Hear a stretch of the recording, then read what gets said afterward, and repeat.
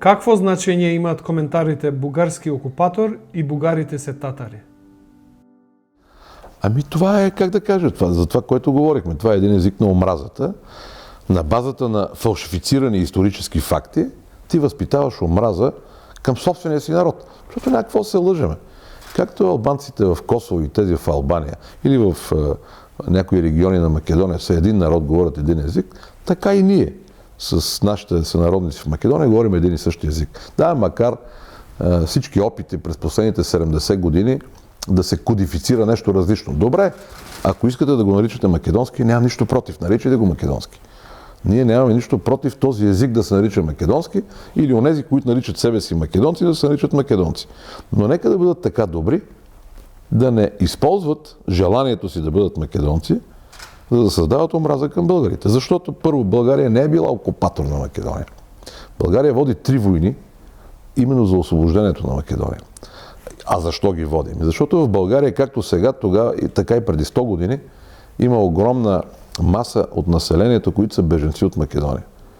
България винаги си е поставила задачата, още в времената на Турската империя, на Османската империя, това население в Македония да има своите права. А това население тогава се е наричало българско, а не македонско.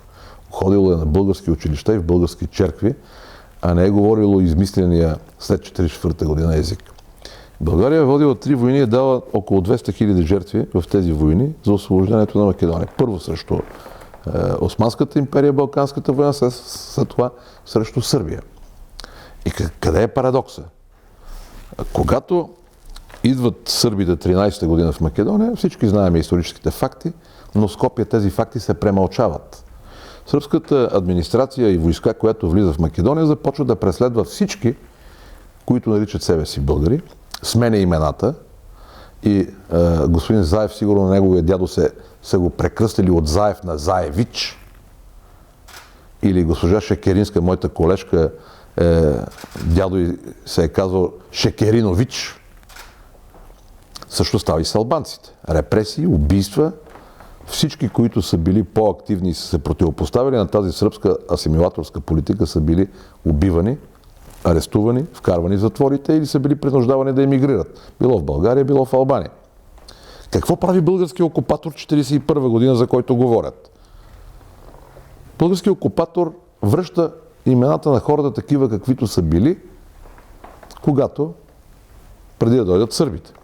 Българският окупатор, за разлика от сърбите, които не са построили и 1 километър път и едно училище, започва да строи училища, започва да строи ЖП линии, започва да строи читалища, започва да създава икономическа инфраструктура. За 1943 година, 1943 година, 52% от бюджета на тогавашното царство България е инвестиран в изостаналата тогава Вардарска Македония. Тя е била много изостанала, тъй като 23 години сърбите не са вложили 1 динар вътре, освен да плащат на джандари и на военни, които да преследват четите на ВМРО и да преследват по-изявените българи. Това прави окупатора. Аргумента, ама той имало убити хора. Те не са убивани, защото са македонци, а защото са комунисти, които по това време водят война с правителството. В България има много повече убити комунисти, отколкото в Македония. Това означава ли, че българската власт в територията на Стара България е гонила комунисти, защото са македонци? Ми не са. Става въпрос за една буквално гражданска война. Правителството на царя преследва комунистите, правителството на царя е на страната на Германия, комунистите са на страната на Съветския съюз и на Сталин. Естествено, че навсякъде подобно нещо се преследва. И в тази гражданска война се преследват комунисти, а не македонци. Това е истината. И ако погледнете първите документи на така наречените борци за свободна Македония, като Тарзан в Прилеп или всички други, извинявайте, техните позиви, които те разпространяват, така нареченото въстание против българския окупатор на 11 октомври, знаете ли какво представлява? Нека да извадат фактите. Убиват един стражар, който пази полицейския участък в Прилеп. Ама този стражар, той е полицай, е от село Смилево, Битолско. Този ли е окупатора? Той е местен жител.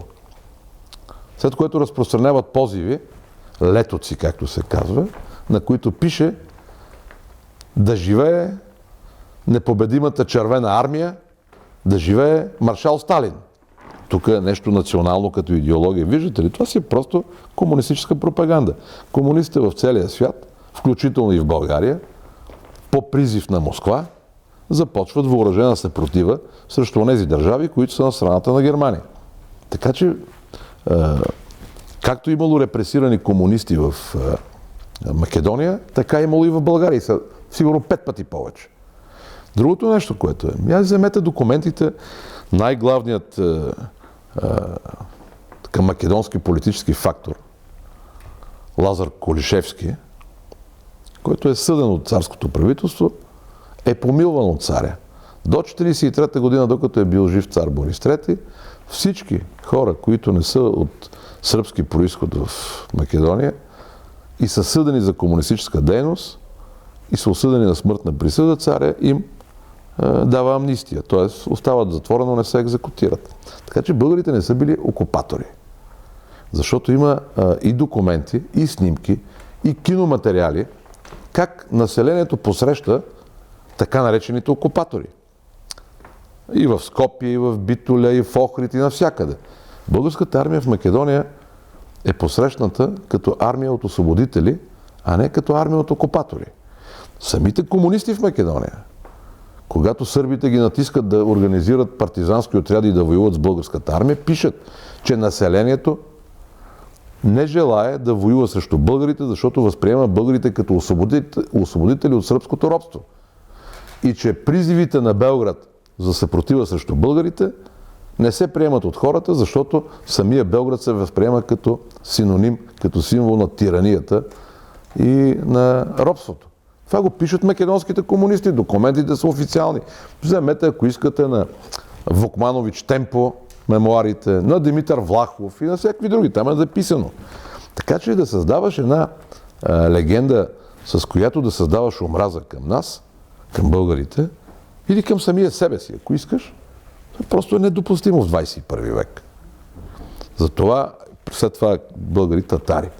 Извинявайте, погледнете мен, ето камерата, гледам към камерата. Вижте мен, дайте една снимка на министър-председателя Заев. Служете ги една до друга, да видим кой личи на българин, кой личи на татарин, кой личи на славянин. Какви татари сме ние българите? Идеята за това, че българите са татарско племе, е също сръбска идея. Още от на края на 19 век, която сърбите лансират и разпространяват. И сега какво излиза?